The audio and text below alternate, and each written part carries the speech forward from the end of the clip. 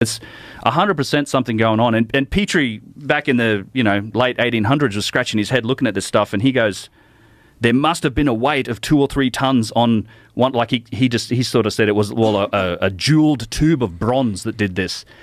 But he was looking at it. He knew a mystery when he saw it, and he couldn't explain it. What's the speculation? Like, what's the wildest speculation as to how these things were made? Well, I'm pretty convinced that there was. There's obviously saws and tube drills that are powered by something. Now, I think it may not just be pure friction. There might be ultrasonics involved. One of the whole interesting things I like about this space is it's like, and this has to do with even like the energy stuff that Randall was talking about, that he's coming to talk about as well.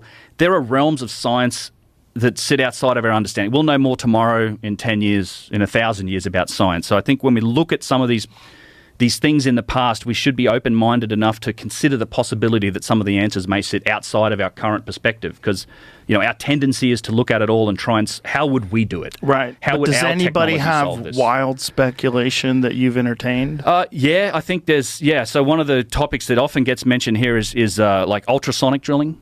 So having it resonate at a frequency that matches the native frequency of the rock and sort of separating the rock more easily. And that's a technology that we're developing. Like, we do some ultrasonic drilling like this today with jewelry and stuff, and you literally vibrate. You find the correct vibration. You can put like a little star-shaped bit through a stone.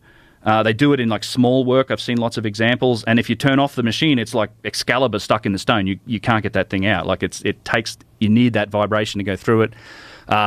Plasma, you can even go as far as, well, they were softening the stone somehow with some molecular technology. Speculation like that. I would also say that some of these examples of technology and machining extend way up to these massive objects. Like, you have 1,000-ton single-piece objects that also exhibit some of these signs of precision engineering. So you might be talking about some truly giant machines that made them.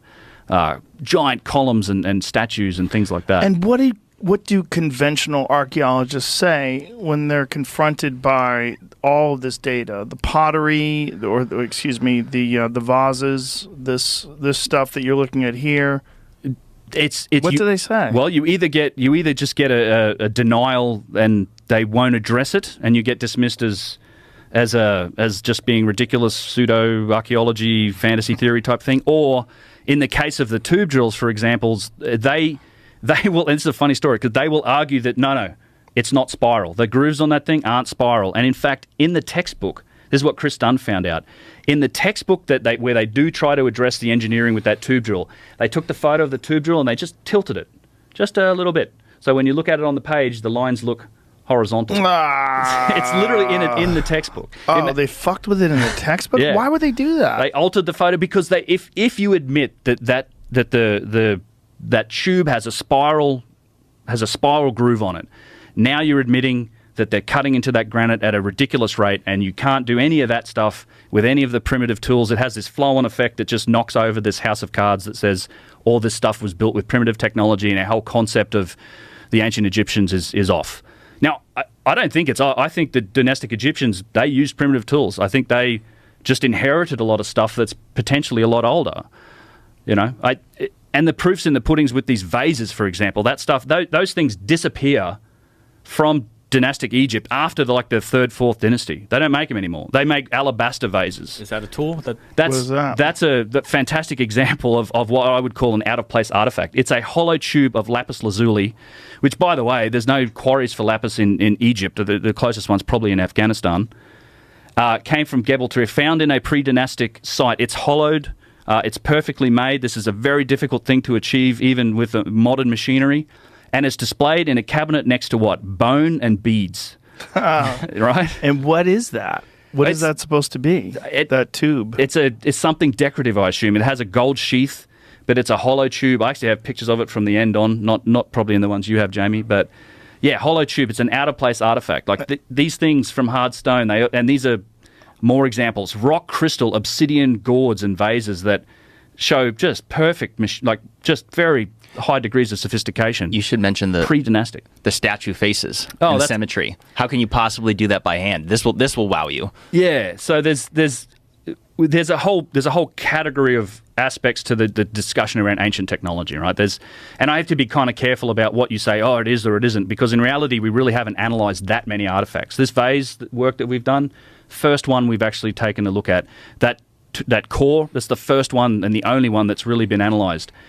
So I characterise something that's beyond the capabilities of these primitive ancient civilizations as being, okay, machining marks, tool marks, like these giant circular saws, tube drills, precision, and there's elements to precision, and one of those is symmetry.